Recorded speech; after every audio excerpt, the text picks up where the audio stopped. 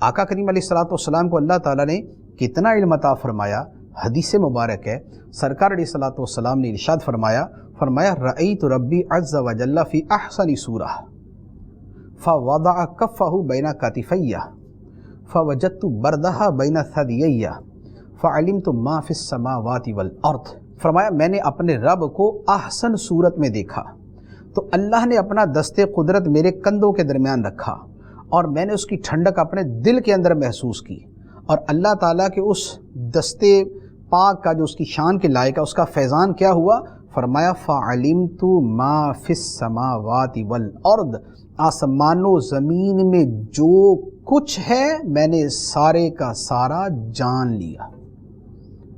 اب آپ دیکھیں آسمان و زمین کا جو علم ہے نبی پاک علیہ السلام کو اللہ تعالیٰ نے عطا فرما دی۔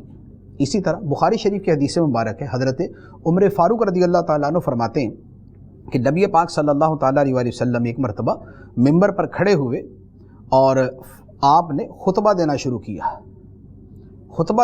کیا۔ وہ خطبہ کب تک چلا؟ ظہر تک، فجر سے لے کے ظہر تک۔ ظہر پڑی، دوبارہ خطبہ شروع، کب تک؟ عصر تک۔ عصر کے بعد پھر خطبہ شروع، کب تک؟ مغرب تک۔ فجر سے لے کر مغرب تک خطبہ چلتا رہا، اور کتنا علم سرکار نے اس میں بیان فرمایا۔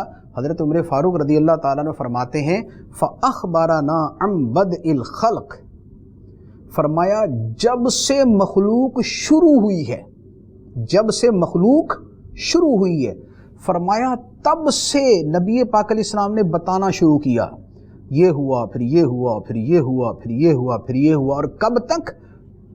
فرمایا حتیٰ داخل اہل الجنت منازلہم و اہل النار منازلہم، یہاں تک کہ جنتی جنت میں چلے گئے، جہنمی جہنم میں چلے گئے۔ یعنی مخلوق کی ابتدا سے لے کر جنتیوں کے جنت میں جانے تک کا علم نبی پاک علیہ الصلوۃ والسلام نے بیان فرما دیا۔ یہ بخاری شریف کی حدیث مبارک ہے۔ تو اب آپ غور کریں کہ یہ اللہ تعالیٰ نے اپنے حبیب علیہ السلام کو علم عطا فرمایا تو ہی سرکار نے آگے بتایا نا، تو اس کا مطلب یہ ہوا کہ اللہ تعالیٰ علیم ہے، عالم ہے، علیم بذات الصدور ہے، علیم بما فی الصدور ہے، عالم الغیب والشہادہ ہے، لیکن وہ اپنے علم سے جس کو جتنا بتانا چاہے وہ بتا دیتا ہے۔ اور کائنات میں سب سے زیادہ علم، ہر مسلمان کا عقیدہ ہے کہ کائنات میں سب سے زیادہ علم اللہ تعالیٰ نے ہمارے نبی صلی اللہ تعالیٰ علیہ وآلہ وسلم کو عطا فرمایا۔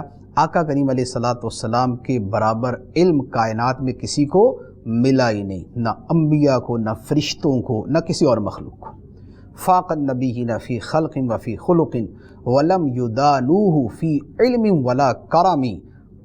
علامہ بصیری رحمۃ اللہ علیہ فرماتے ہیں، فرمایا کہ نبی پاک علیہ السلام سارے نبیوں سے بڑھ گئے، کس میں؟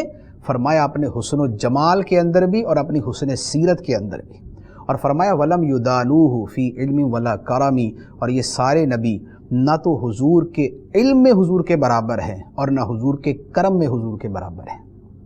تو ہمارا آقا کریم علیہ الصلوۃ والسلام کے بارے میں بھی یہ عقیدہ ہے کہ اللہ تعالیٰ نے ما کان و ما یکون، جو ہو چکا اور جو ہوگا سب بتا دیا۔